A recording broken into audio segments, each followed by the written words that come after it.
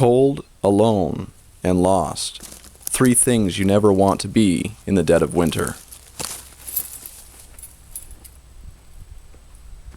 Hello fellow outsiders and welcome to this episode.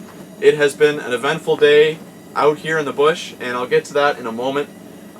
It is getting dark fast and so you probably can't see me too well, so I'm going to turn my light on here.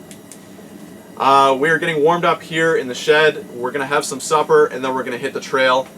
But what do you think of this? This is my flashlight, which has been frozen in a block of ice, but it has this really neat effect where the light disperses through the ice really well and it lights up the space in a really unique way. So I'm going to coin the term right now and call this a Canadian lantern.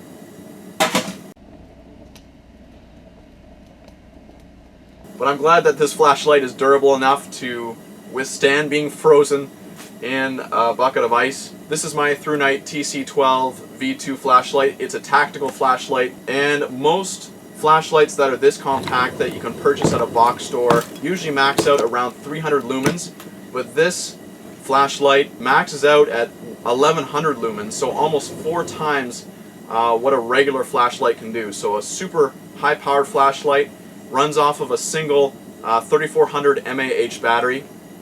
And what's really neat about this flashlight is that it comes with a charging cord and you can keep recharging your flashlight directly without having to recharge the battery itself. You just hook the cord directly into the flashlight and it recharges again and you're ready to go.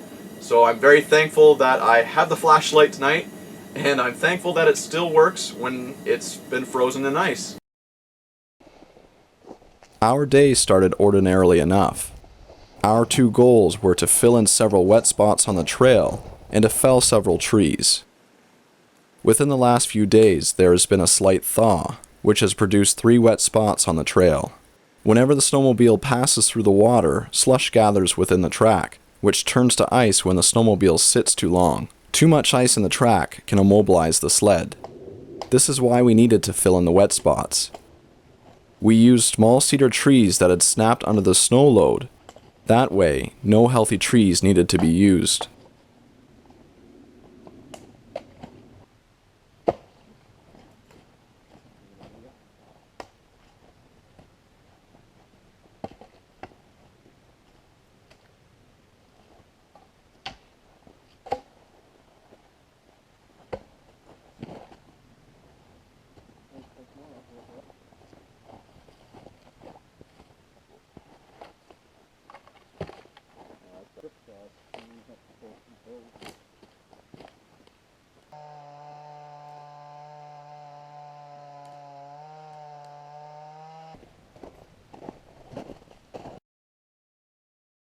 After laying the cedar rails down, I filled everything in with snow.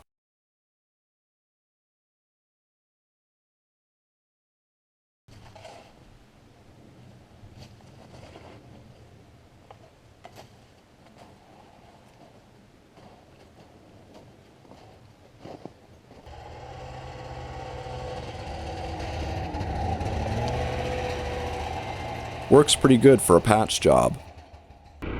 I figure it should hold no problem until spring. With the sunlight already beginning to fade, we decided to scout some good-sized poplars for felling. We intend to process the poplars into flooring, which will be used in the log cabin that we're currently building. We didn't know it at the time, but there was a hunter in our area who had gotten himself into a desperate situation. While we worked on patching the trails and scouting out poplars, this hunter was hopelessly lost. He had gotten separated from his hunting party earlier on in the day and had been unable to relocate them. He didn't own a cell phone and he had left his GPS in the car. He did, however, have a compass, but he was headed on a wrong bearing. He fired his shotgun into the air to signal his friends where he was, but he never heard a response. However, my dad and I heard the shotgun blast, but we are accustomed to hearing the odd gunshot from time to time, and so we ignored it.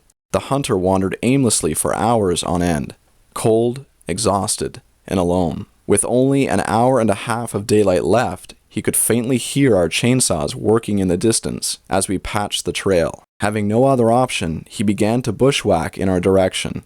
By the time he drew near to our location, We had just left on the snowmobile to scout some poplars in a different part of the bush. We almost missed him calling for help, and the only reason why we didn't was because we stopped the sled only a couple 100 feet down the trail to check out a specific tree before moving on. It was also a very good thing that we turned the sled off. It was then that we heard him calling. Long story short, the hunter was extremely happy to see us. He was almost 80 years old and was already worn out from trudging through the deep snow since morning. He wasn't even wearing a set of snowshoes, something that is a must in our area. But unfortunately for him, he wasn't from our area, and he wasn't aware of the conditions. I gave him a ride on the sledge back to the nearest road, where we eventually rendezvoused with his hunting party. They were relieved beyond words to see their dear friend alive and well again. And they told me that they were going to buy him a cell phone and make him take it next time. I'm glad that my dad and I were in the right place at the right time, but I don't believe in such coincidences. What I do believe is that we were placed in his path.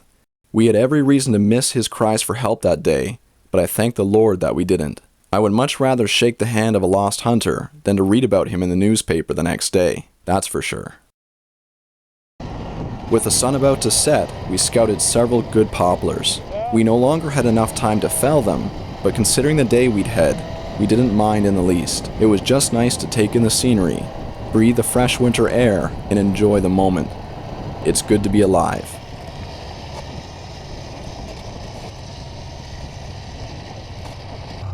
This one. Oh, nice. That's one for sure, and it's right off the path. Well, it has the same kind of bark, doesn't it, as that other one? Well, it has the same kind of bark as the ones we've been using. Yeah.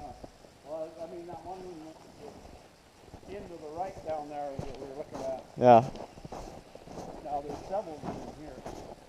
Big as a tree. Look at that one. Rising. Oh, the one in there, the way in there.